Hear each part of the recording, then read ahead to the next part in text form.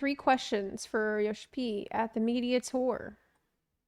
Okay, so this is from mmrpg.com and a little sit down asking a couple of questions for YOSHI-P just to check to see if it says notably Yoshida and Amy had to forgo a question about the state of the video game development industry due to time constraints. So a follow-up was required, but they still don't know. They didn't get a follow-up. Okay. First question. So you mention often that you plan on keeping Final Fantasy XIV going for over 10 years. Let me turn on some music. And today, that you wish to challenge your team going to the future. So what initiatives are you taking as the director and producer to ensure not only that longevity and sustainability, but also engaged workforce with your team? Yeah, how are you gonna keep it going for another 10 years? You said it's a challenge, a difficult one to tackle. We have different types of creators in the dev team. Sometimes we have to look at different options in terms of motivation control. What?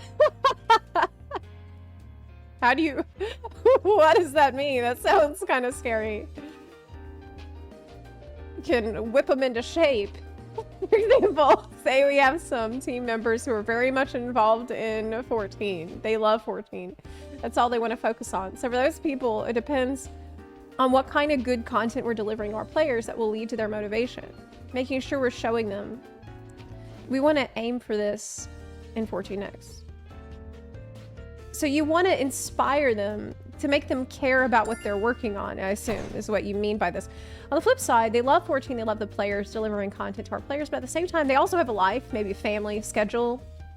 They can't focus on such a rigorous schedule as some other developers have. Maybe salary is what motivates them. With the case of, wow, this is really honest. This is extremely honest. Yeah, no, maybe salary does motivate devs, yeah. With a case of Creative Business Unit 3 that Yoshida leads, we have a system set up where tenure is not the only thing that qualifies you for a higher salary.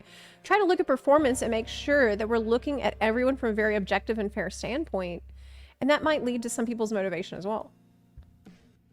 Oh, okay, so they can get a higher salary if they perform well, so this is how they keep people motivated? Lastly, there's a group of people who love to explore new technology, new systems, new things. For those people, to motivate them, we would have them try to push the envelope on certain elements or try to get them to come up with new ideas that would get into FF14, give them new challenges that would motivate them. Even then, if there are people who are not quite satisfied with being on the 14 team, we have the freedom to transfer them to different projects. So perhaps they might want to satisfy their curiosity outside of the team. And if they want to come back, that's good. So like basically, if he feels like a dev doesn't care and they're just not into it, well, they can go work on another project. And then if they want to come back, they can come back. I think that's good. That's really good. There are many different approaches we take trying to make sure we're looking at the person. That's a pretty hands-on approach, man, isn't it? This signifies a level of care for people working for you that is, I would say, unusual to come direct from the director or producer. It's been a full expansion now since the population of 14 exploded. What reflections do you and the studio have on the population increase? This is something that Yoshida talks with the staff members to the company in general about. But when we did see that big explosion from Shadowbringers to Endwalker and the number of players we got, it's all thanks to everybody's efforts. Not just the dev team, but the dev team, management team, marketing, PR teams. But that said, there was also the COVID, people couldn't go outside. Yeah, it was just a perfect storm. 14 became a place for people to communicate with others, have friends join them, and that accelerated the growth. The second point was world famous influencers. Organically started playing 14. I wonder whomst. That said, those two elements I think are icing on the cake. It's a bonus we received out of the situation. It's not just the hard work we've done. It's more like something that was almost lucky. And I think it's going to be a challenge now to keep the people that joined us because of those factors. That's true.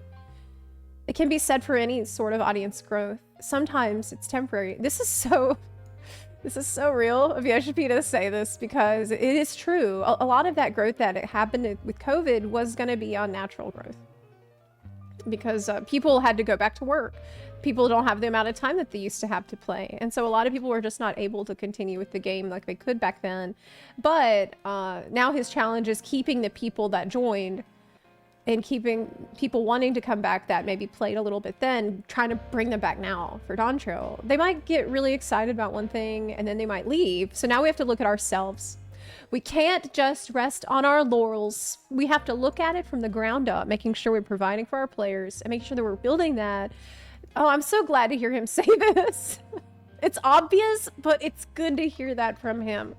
Instead of thinking that is our high point and we can only go up or down from that point, I think we also want to instead make sure that we're building our foundation properly, bringing content that we can be confident about to our players. Then maybe eventually we might happen to receive another bonus situation or lucky situation. Yeah. If we work hard, we'll get rewarded for it eventually. That's a very realistic point of view. And that kind of was, you know, what I like to say is luck is where preparation meets opportunity. And that's what happened, because it just so happened that when COVID occurred, FF14 had just released an absolutely banger expansion that was made out of love and care for the game without anybody knowing what was going to happen. Of course, nobody can see into the future. Nobody could have predicted that it would have been such a crazy time for the world. But it's because of the preparation and care that went into the game beforehand, we had an insanely good expansion coincide with opportunity. So we had the preparation meet opportunity, and people call that luck. One criticism many people have had about FF14, at least in the West, is that many will make it very far into the game, not be knowledgeable about their jobs. What do you mean, at least in the West? What are you saying? What are you implying? Are you saying people are not good at the job? Many even do dungeons at level 31 or 32 without their job stone. Look, 31 or 32, people still have... Give them a break. Okay, you should say at level 41 or 42. Okay? Let's... 31, 32, I'm like, you know, it's 30. They just got the quest. They probably haven't done it. That's okay. It's not great, but it's not a big deal. But what about the people in the 50s, 60s without the job stone? I saw somebody... Okay. I had someone actually say to me once, Archer is my playstyle, okay? And they were completely serious. They said, I don't want to be a bard. Archer is my playstyle, and you should not compel a playstyle on me.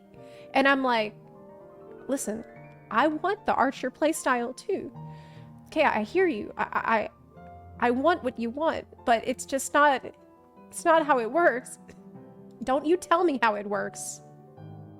How dare you? So you don't have to wait for the Archer job if you just do it yourself. Anyway, do you have any advice for either side of the dilemma? And are there more plans to officially make this more intuitive? Actually, it's a good point. We looked at that for 7.0. We tried to make it a little more clear that you do need to equip your soul stone in order to switch over to your job. That said, the whole class system was sort of a remnant or a legacy that stuck around since the original 1.0. It does need work to make it easier to understand, and with each expansion, the team discusses, can we do away with the class system? No, because what about all those quests? What can you do? Maybe instead of delete the system, do something cool with it instead? I don't know what. But it ends up being too many resources. It's cost intensive for the team to move forward with it. It's kind of stuck around with each expansion. We understand. It's just they don't have the money to deal with the class system right now. Okay. Nice. Cool. Interesting interview. I